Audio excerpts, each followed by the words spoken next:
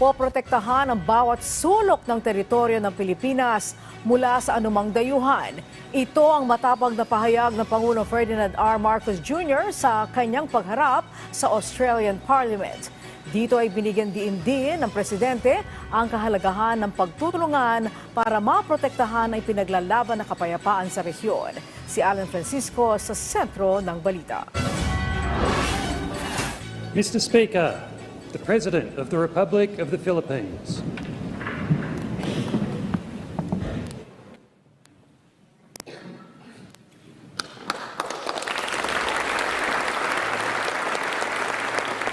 Your Excellency, President Marcos, on behalf of the Australian Government and indeed the Australian people, it is my very great pleasure to welcome you and the First Lady to our nation's Parliament. Mainit ang naging pagsalubong kay Pangulong Ferdinand R. Marcos Jr. at First Lady Liza Marcos ang Parliament ng Australia. Nasa Canberra, Australia ang Pangulo para sa kanyang state visit. Kasunod ang imbitasyon ni Governor General David Hurley. Si Pangulong Marcos, ang kauna-unahang Pangulo ng Pilipinas na nakapagsalita sa Australian Parliament. Dito ay binigyang diin niya ang pagtutulungan ng Pilipinas at Australia, partikular sa pagpapalakas ng maritime partnership sa South China Sea issues. Sabi ni Pangulong Marcos, 1860 pa nagsimula ang partnership ng dalawang bansa. Noong panahon ng kanyang amang si dating President Ferdinand E. Marcos Sr., sinamahan nito si dating Prime Minister Whit Lam sa isang sentimental tour sa Bataan at Corridor noong 1974. All of these further affirm what our two peoples have already forged through many centuries. I look back on our shared history to contextualize the role that our respective nations played and continue today to play at this watershed moment. Geopolitical polarities and strategic competitions threaten our hard-won peace, even as we remain beset by unresolved inequities and inequalities within and amongst nations. Powerful and transformative technologies can destabilize our political and social order. Climate change threatens our very existence. Tinukoy rin ni Pangulong Marcos ang ambag ng Australia sa Indo-Pacific Community, partikular ang pagtutulungan ng Pilipinas at Australia sa gitna ng mga isyung pandaigdig. I see the way forward in building on the strong ties that have already been established between our citizens, between our economies, between our governments. Today, we add a further dimension to that relationship as we address concerns on our security and defense. We are called upon once again to join forces, together with our partners, in the face of threats to the rule of law, to stability, and to peace.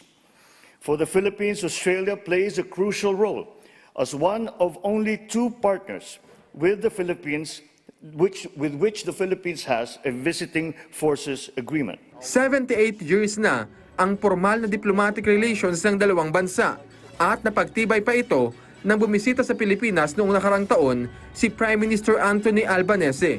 Setyembre ng 2023 nang isagawa ang isang bilateral amphibious activity sa pagitan ng Pilipinas at Australia na nilahukan ng mga sundalong Pinoy, Australian servicemen at mga marinong Amerikano. Nagkaroon na inaugural maritime cooperative activity sa pagitan ng Armed Forces of the Philippines at Australian Defence Force sa Exclusive Economic Zone ng Pilipinas. Once again, we must come together as partners to face the common challenges confronting the region. Not one single country can do this by itself. No single force can counter them by themselves. This is why our strategic partnership has grown more important than ever. We must reinforce each other's strengths. We must protect the peace that we fought for during the war and have jealously guarded in the decades since. We must oppose actions that clearly denigrate the rule of law. Binigyang diin din ng punong hekutibo ang paninindigan ng Pilipinas at Australia sa pagdepensa sa soberanya. Dito ay muling sinabi ni Pangulong Marcos na hindi papayagan ng gobyerno ang anumang pagtatangka ng alinmang banyagang bansa na kunin ang teritoryo ng Pilipinas. I shall never tire of repeating the declaration that I made from the first day that I took office.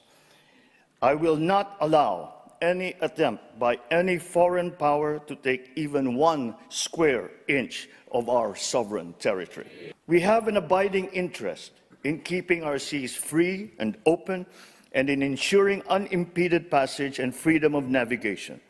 We must uphold, preserve, and defend the unified and universal character of the United Nations Convention on the Law of the Sea as the Constitution of the Oceans.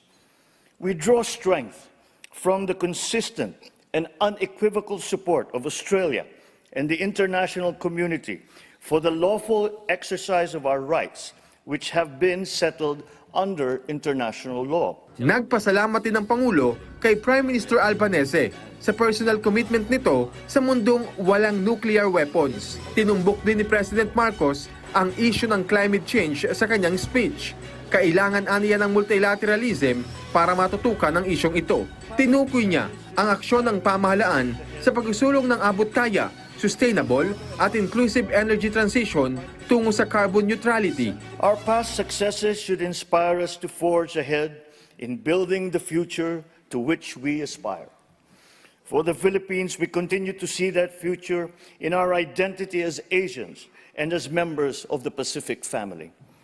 Together with our Asian neighbors, and in that group I include Australia, we continue to work for a regional community that empowers all of our citizens.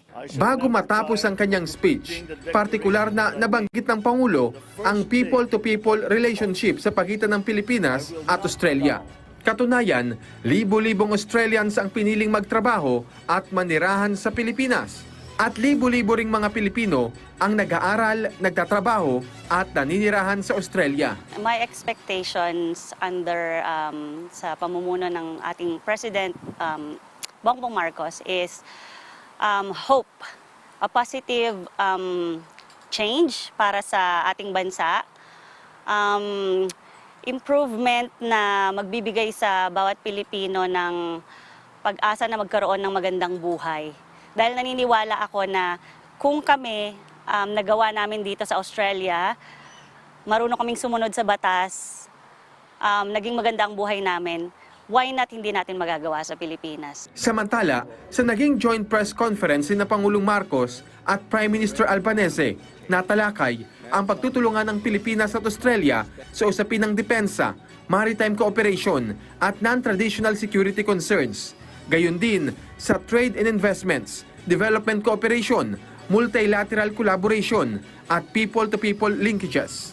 The 3 agreements exchanged today shall enhance information sharing, capability building, and interoperability between our relevant government agencies in the maritime domain and maritime environment, cyber and critical technology, and competition law. Australia sees the Philippines as a central player and a crucial partner for us in Southeast Asia.